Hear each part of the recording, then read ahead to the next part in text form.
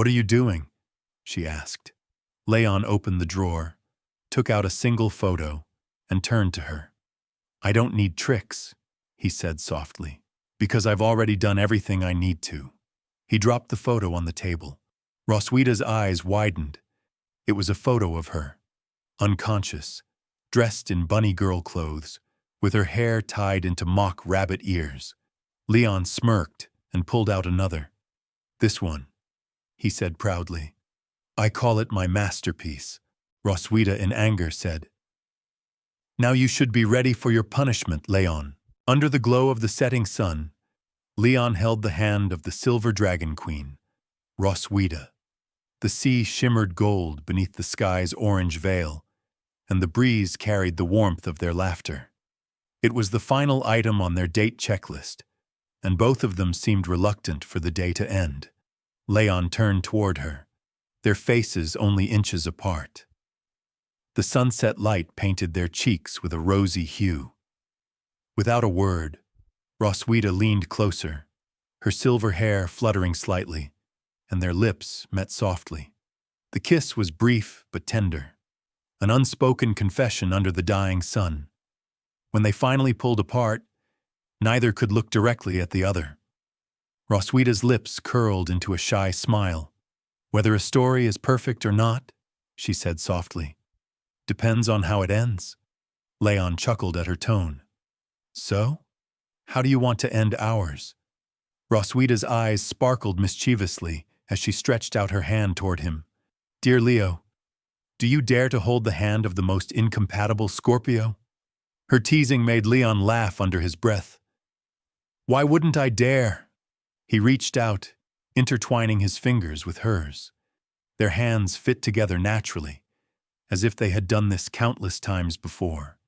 They walked side by side along the beach, leaving a trail of 4 footprints behind them. The waves would come and wash them away, but new ones would always form, just like their connection, unbroken and alive. For Leon, that simple walk felt like the perfect ending to a perfect day. Not long after, their daughter, Noah, completed her essay at St. H Academy and received the Excellence Award. The day of the school ceremony arrived, and parents were invited to listen to the best essays. Leon and Roswita sat together in the audience, both proud and a little nervous. On stage, Noah held her paper tightly and spoke clearly into the microphone. "My parents," she began, "are a loving and very strange couple." Laughter rippled through the audience. Leon blinked in surprise while Roswita's face immediately turned red. Noah continued, her eyes full of sincerity. "Even when they argue, they never stop caring for each other. My mother, the Silver Dragon Queen, is strong but soft-hearted. My father, the brave knight, always finds a way to make her smile." Roswita quietly lowered her head, hiding her embarrassed blush behind her hair. Leon, on the other hand, sat silently wiping at the corner of his eyes, pretending he just had something in them. When Noah finished, the applause was thunderous. She beamed, bowing politely, and Leon's heart swelled with pride. Later that night, after dinner, Leon returned to his room. The moonlight slipped through the window as faint sounds echoed within. He was crawling under his bed, muttering softly to himself. "Where did I put that last one? Ah, there." When his head bumped against the bed frame, he winced but didn't stop. Finally, he emerged, holding a small stack of glossy photographs. Dust clung to his hair and shirt, but his grin was triumphant. "These," he whispered to himself with wicked satisfaction, "are the photos of Roswita wearing bunny girl clothes." He laughed under his breath like a mischievous child who had found forbidden treasure. "My masterpieces, my secret counterattack. As long as I have these, the mighty she-dragon will never win against me again." He began scanning his room. Now, where to hide the last one? Just as he was deciding between the bookshelf and the flower vase, the sharp click of high heels echoed from the hallway. Leon froze. The sound grew closer, steady, confident, unmistakable. "Oh no," he whispered in panic. It's Roswitha! He stuffed the photos into his bedside drawer, slammed it shut, and leaped onto the sofa. Grabbing a random book, he opened it upside down and forced himself to look calm.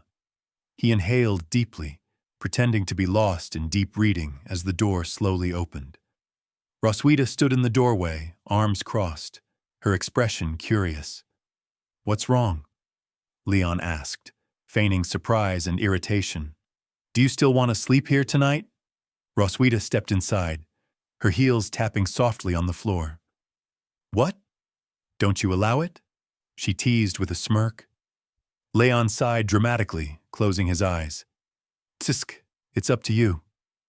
Inside, though, he was laughing silently. "Perfect timing, my dear queen. You have no idea I'm holding the trump card now." He imagined her reaction once she discovered his little secret. For once, he would be the one in control. Roswitha, unaware of his inner mischief, sat down gracefully beside him. She looked unusually cheerful, her silver eyes glimmering. Then she asked casually, "Leon, do you like bunny girls?"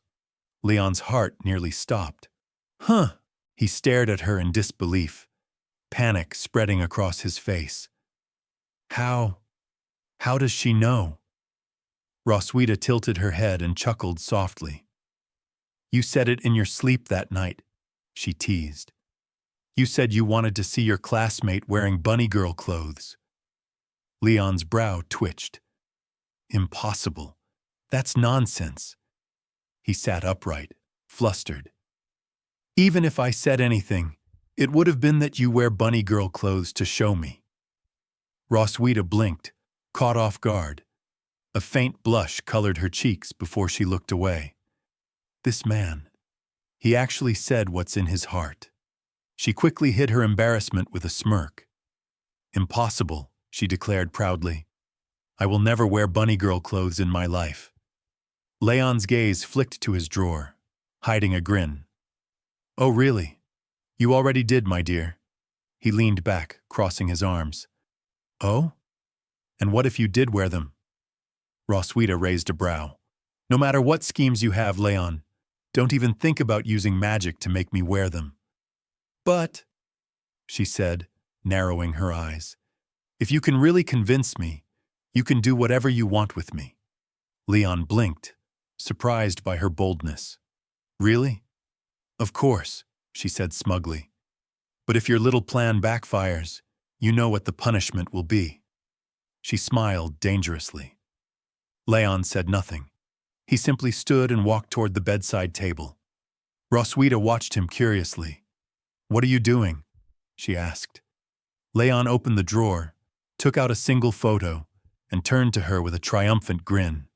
"I don't need tricks," he said softly, "because I've already done everything I need to."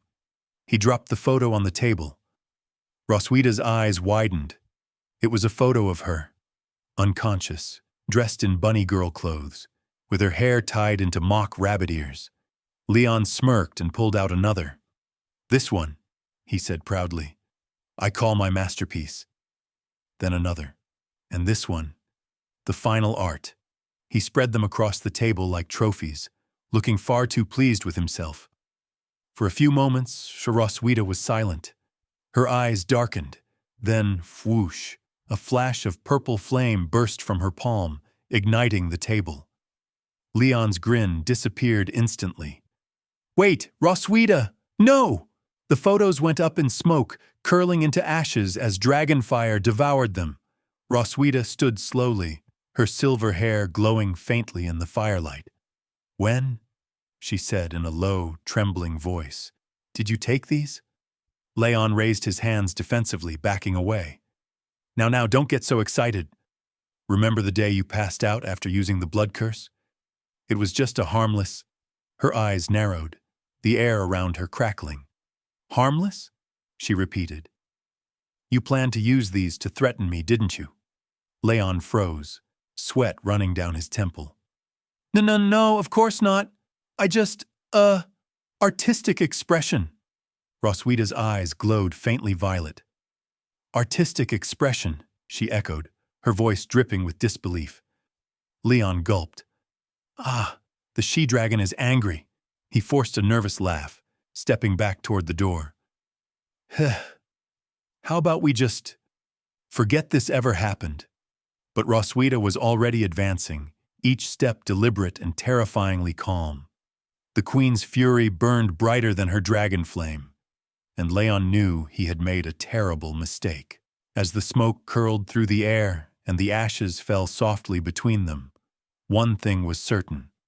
Tonight, the mighty dragon slayer would face a punishment no blade could save him from.